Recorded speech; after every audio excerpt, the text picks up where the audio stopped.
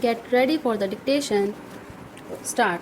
Mr. Vice Chairman, Sir, I rise to support the Plantations Labour Amendment Bill brought up by the government for our consideration.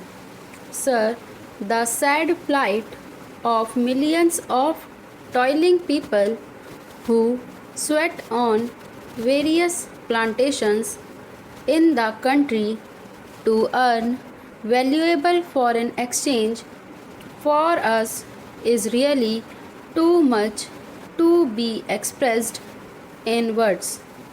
These workers live and work in most inhuman and pitiable conditions. These plantations include tea, coffee, cinchona, rubber, etc. And as we know, tea alone is one of the major foreign exchange earners of our country. But, sir, it is indeed most regrettable that notwithstanding a lapse of 62 years since our independence, these workers who earn crores and crores of rupees by way of foreign exchange have to live in most miserable conditions. They live in houses that are most insecure and collapse frequently, and when these workers die as a result of these collapses, their guardians or their dependents do not get even due compensation for the loss that they have to bear. Unhygienic living in distant and far-flung areas, compounded with lack of medical and educational facilities, make their life utterly miserable. These plantation workers have to live in abject poverty like slaves of their employers.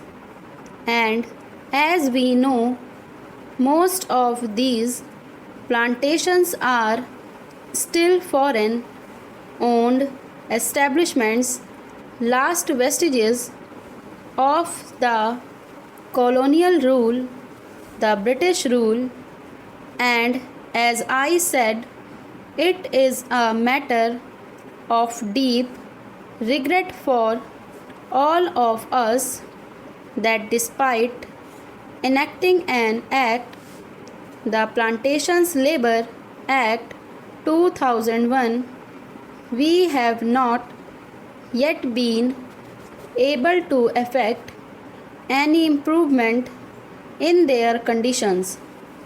I think the employers alone are not responsible for their miserable condition.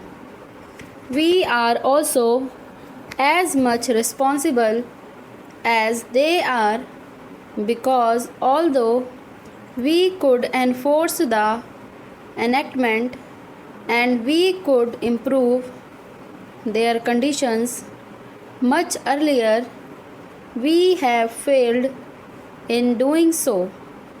Sir, on the 9th May 2003, this House, the Rajya Sabha, decided that a joint committee should be appointed to look into the desired amendment and put up a draft as early as possible for our consideration.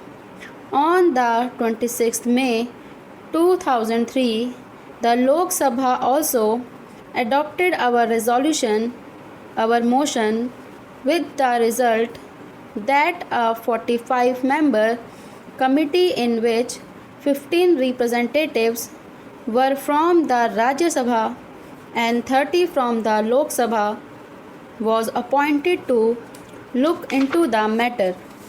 This committee was to submit its report on the first day of the 15th session of the Rajya Sabha, that was in 2003, but this committee had to be granted these extensions, and the report was ultimately available on the 3rd March 2005. At that time, as we all know, the so-called JP's movement of total revolution was at its peak.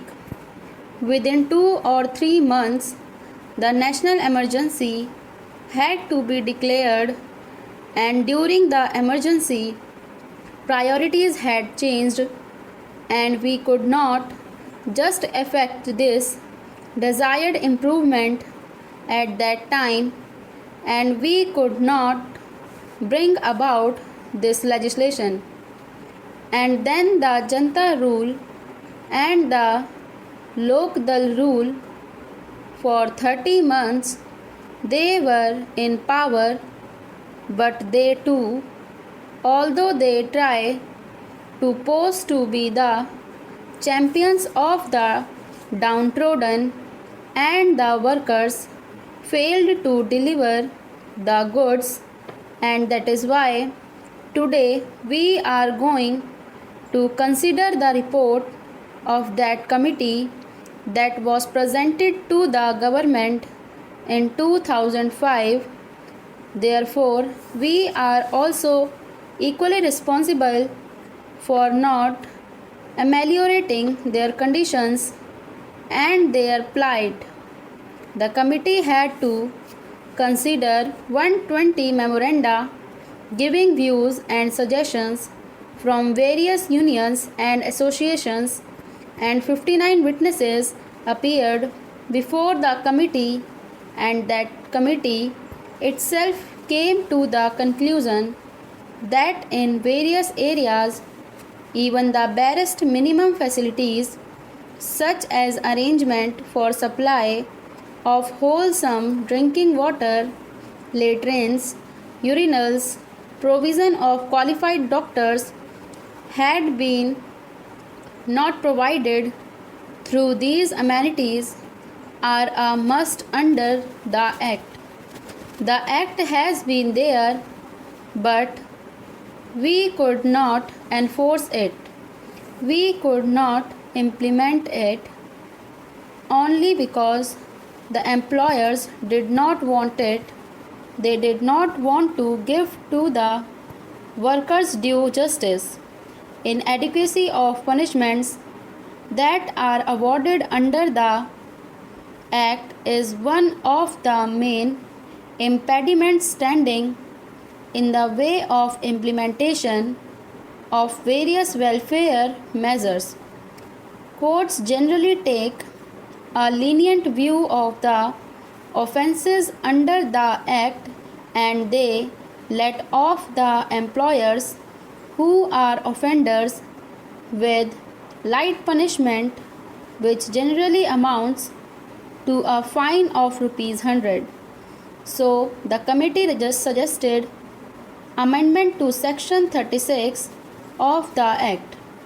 An employer is required to provide these workers living accommodation, but generally in spite of the fact that the government gives loan and subsidies to the employers for construction of houses, progress in regard to these constructions is very poor.